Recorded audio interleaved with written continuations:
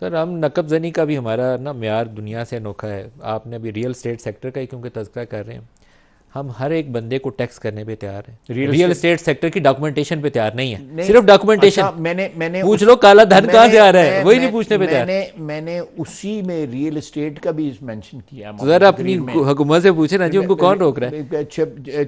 तकरीबन मेरा, if I remember it correctly, ये तो रियल एस्टेट में को 800 के 900 अरब रुपया रिकवर हो सकता है, जो नहीं रिकवर होता। तो सर आपकी हुकूमत क्यों परेशान है, आप भी बेनिफिशरीज में शामिल हैं। इसीलिए बिल्कुल बिल्कुल आप दुरुस्त कह रहे हैं आज हमारे कि प्राइम मिनिस्टर एमडी आईएमएफ से पहले उन्होंने 2 फ़ोन कॉलें की हैं, बेचारे 1 साल के अंदर हाथ जोड़ रहे हैं हम अमेरिका के आगे, बरतानिया के आगे। आज एमडी के आगे हम फिर हाजिर हुए हैं कि मेहरबानी करो $1 अरब की किस्त जारी कर दो, क्योंकि बाकी पैसे भी फंस गए हैं हमारे।